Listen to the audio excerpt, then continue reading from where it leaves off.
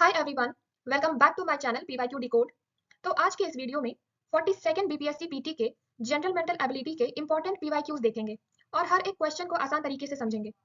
ये सारे के सारे क्वेश्चंस सभी कॉम्पिटिटिव एग्जाम्स की तैयारी के लिए इंपॉर्टेंट है, चाहे वो बीपीएससी पीटी हो, बीपीएससी टीआरई हो या कोई भी एग्जाम्स हो, सभी के लिए इंपॉर्टेंट है। यहाँ पे जैसा कि आप देख सकते हैं, मैंने न्यू एमसीक्यू रूल पैटर्न के अकॉर्डिंग ऑप्शन ई भी ऐड किया है। नॉट अटेम्प्टेड, प्रयास नहीं किया गया। ठीक है, तो चलिए बिना किसी देरी के स्टार्ट करते हैं आज का पहला क्वेश्चन। तो क्वेश्चन नंबर 1 कह रहा है, पहली 10 अविभाज्य संख्याओं का औसत क्या है? ऑप्शंस दिए गए हैं, इसका आंसर बताइएगा। आप एक कॉपी और पेन साथ में लेके बैठिए, आपका जो भी आंसर आएगा यहाँ के आंसर से मैच कीजिए। ठीक है, करेक्ट आंसर है ऑप्शन नंबर सी। यहाँ पे ऑप्शन डी नहीं होगा, ऑप्शन सी दिया गया है, सी। ठीक है, अब ये कैसे बनेगा देखिए। क्वेश्चन में पूछा गया है पहली 10 अविभाज्य संख्याओं मतलब प्राइम नंबर्स। पहली 10 इंडिविजुअल नंबर क्या होती है? ये 2 3 5 7 11 13 17 19 23 29 ये होता है। अब इसका एवरेज क्या होगा? एवरेज पूछा जा रहा है क्वेश्चन में। ठीक है, एवरेज कैसे निकालते हैं?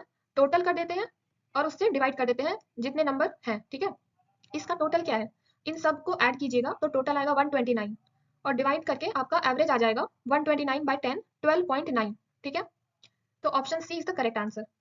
ये किस किस पर बेस्ड था? एवरेज पे। एवरेज का फॉर्मूला अगर आपको याद है तो आपका ये आसानी से बन जाएगा। ठीक है, चलिए नेक्स्ट क्वेश्चन देखते हैं। देखिए क्वेश्चन नंबर 2 कह रहा है, एक व्यक्ति 10 रुपए में 11 किताबें खरीदता है और 11 रुपए में 10 किताबें बेचता है, तो उसका लाभ प्रतिशत ज्ञात कीजिए। इस क्वेश्चन का आंसर बताइए। इस क्वेश्चन का करेक्ट आंसर है ऑप्शन नंबर डी। ठीक है, अब ये कैसे बनेगा देखिए। क्वेश्चन में कहा जा रहा है कि 10 रुपए में 11 किताबें खरीदता है, तो 11 किताबों का जो कॉस्ट प्राइस हो जाएगा वो 10 रुपए हो गया। ठीक है, और 10 किताबों का सेलिंग प्राइस, 10 किताबें कितने में बेचता है? 11 रुपए में, तो सेलिंग प्राइस क्या हो जाएगा? 11 रुपए। अब एक किताब का जो कॉस्ट प्राइस होगा वो कितना होगा? यहाँ से एक किताब का कॉस्ट प्राइस होगा 10/11 और यहाँ पर एक किताब का सेलिंग प्राइस कितना होगा? 11/10। ठीक है, अब आपको क्या चाहिए? लाभ प्रतिशत पूछ रहा है, तो हमें निकालना लाभ प्रतिशत, तो selling price minus cost price upon cost price into 100। ठीक है, अब सेलिंग प्राइस क्या है? 11/10 माइनस 10/11 अपॉन 10/11। इसको सॉल्व कर दीजिएगा और इनटू कर दीजिएगा 100 से, तो आपका आंसर आएगा 21%। Correct answer is option number D. ठीक है, ये क्वेश्चन आप बनाकर देखिएगा। अच्छा, अगर आपने इस वीडियो के पहले वाले पीवाईक्यू सॉल्व नहीं किया है तो ऊपर आ रहे आई बटन पर क्लिक करके आप उस वीडियो को देख सकते हैं। चलिए नेक्स्ट क्वेश्चन करते हैं। क्वेश्चन नंबर 3, ये बहुत ही इंपॉर्टेंट क्वेश्चन है, ध्यान से देखिए। 5 मील और 8 किलोमीटर के अंतर को निम्नलिखित में से गज में मापिए। ठीक है, इस क्वेश्चन को बनाइए। इसका करेक्ट आंसर क्या होगा? वीडियो को पॉज कीजिए, सॉल्व कीजिए क्वेश्चन को और आंसर मैच कीजिए।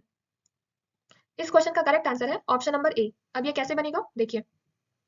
पूछा जा रहा है 5 मील और 8 किलोमीटर के अंतर को गज में नापना है। ठीक है, तो 1 मील क्या होता है गज में? 1768.51 गज होता है। और तो इसके अकॉर्डिंग 5 मील क्या हो जाएगा? 5 से मल्टीप्लाई कर देंगे तो कितना हो जाएगा? 8842.55 गज, इतना हो गया। अब 1 किलोमीटर गज में कितना होता है? 1098.9 गज। तो इसके अकॉर्डिंग 8 किलोमीटर को गज में बदलने के लिए 8 से मल्टीप्लाई करना होगा, तो ये कितना हो जाएगा? 8791.2 गज। ठीक है, अब इसका डिफरेंस निकालना है, तो डिफरेंस क्या हो जाएगा? माइनस कर देना है दोनों को, तो 51.35 गज आ गया। ये आपका हो गया करेक्ट आंसर, क्योंकि यहाँ पे अंतर ही पूछा जा रहा है, अंतर को गज गज में मापना है। तो करेक्ट आंसर क्या हो जाएगा? Option number A 51.35। ये याद रखिएगा, 1 माइल कितना होता है गज में और 1 किलोमीटर कितना होता है गज में। ठीक है, मान लिया कि क्वेश्चन में दे दिया 6 मील और 9 किलोमीटर, तो इसके अकॉर्डिंग भी आप बना सकते हैं अगर आपको ये दोनों याद रहे तो। ठीक है, चलिए क्वेश्चन समझ में आया। चलिए नेक्स्ट क्वेश्चन करते हैं।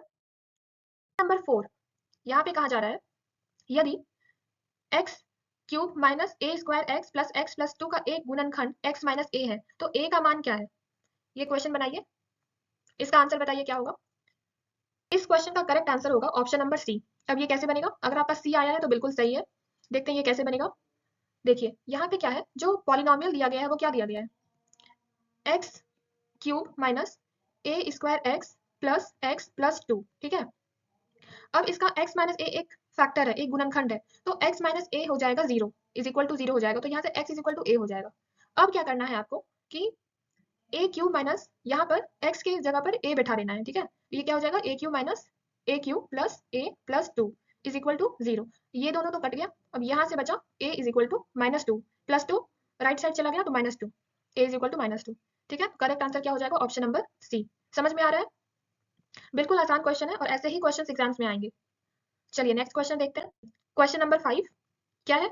बहुत ही सिंपल क्वेश्चन है ये, ध्यान से पढ़िए।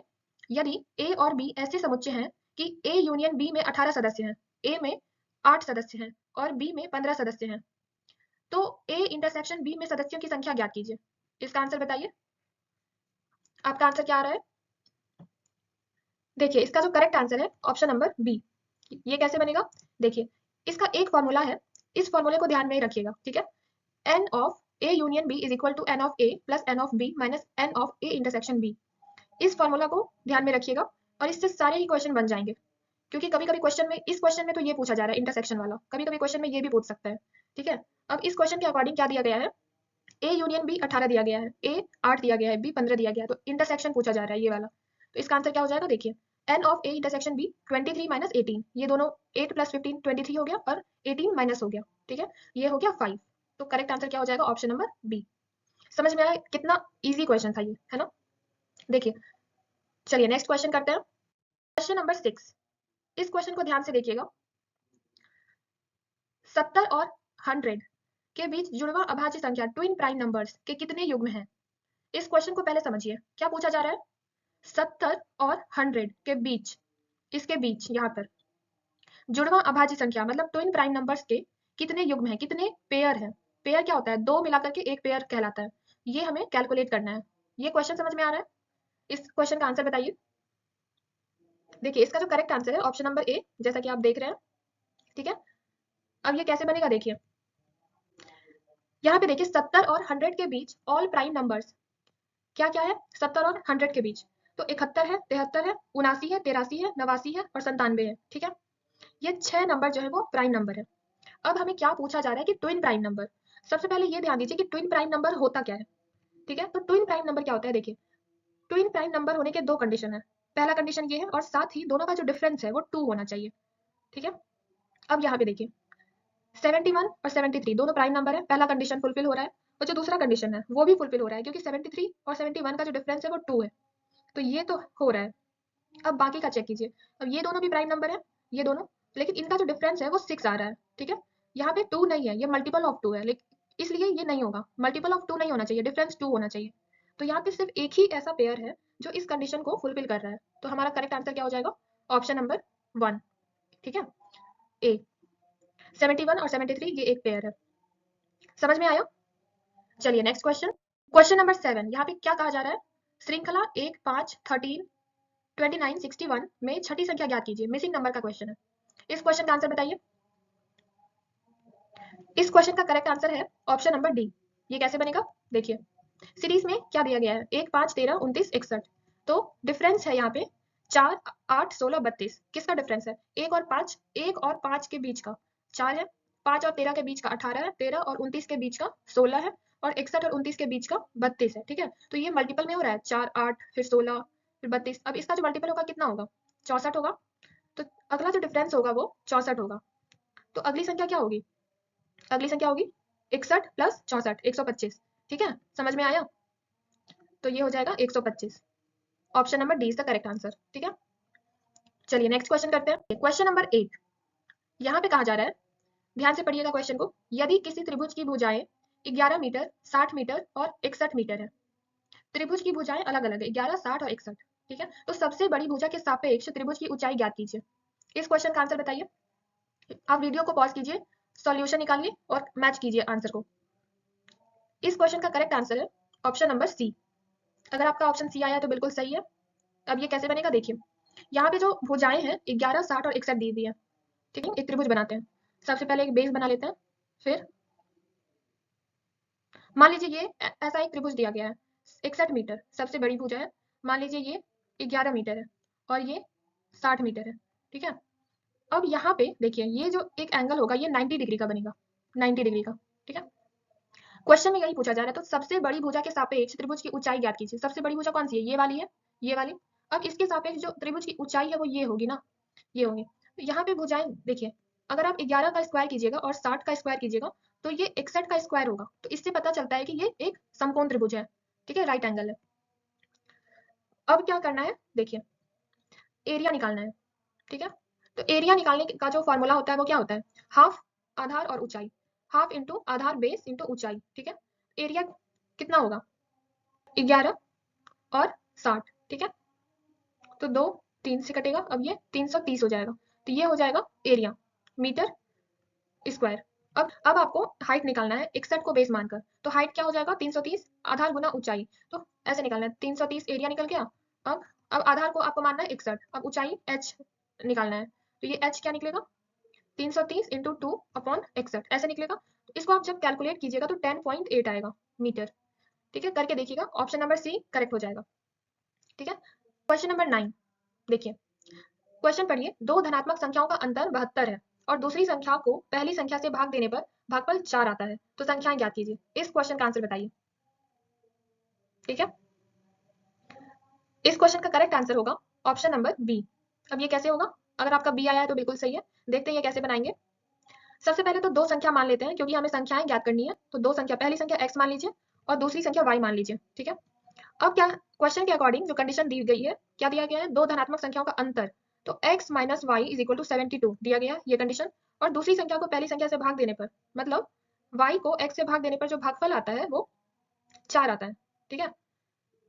तो यहाँ से y इज इक्वल टू क्या हो जाएगा, 4x हो जाएगा, वही चीज यहाँ पे लिखी गई है। अब ये वाली जो इक्वेशन थी, पहली वाली कंडीशन जो थी, यहाँ पर x माइनस वाई की जगह पर 4x पुट करना है। तो x minus 4x is equal to 72, तो minus 3x is equal to 72 हो जाएगा। और यहाँ से x is equal to minus 24 हो जाएगा। अब माइनस 24 इसलिए नहीं होगा नेगेटिव साइन कि यहाँ पे धनात्मक संख्या के अकॉर्डिंग हम लोग क्वेश्चन बना रहे हैं, तो यहाँ पे इसलिए पॉजिटिव 24 मानेंगे, ठीक है। अब मान लीजिए कि x आपका 24 आ गया, तो क्या आप y की वैल्यू निकाल सकते हैं। तो दूसरी संख्या क्या निकालेंगे, y की वैल्यू निकालने के लिए 4x कर देंगे। तो 4 मल्टीप्लाई करेंगे 24 से, तो 96, y की वैल्यू क्या आ गई, 96। ये दोनों वैल्यू निकल गई। तो 24 और 96, option number B is the correct answer.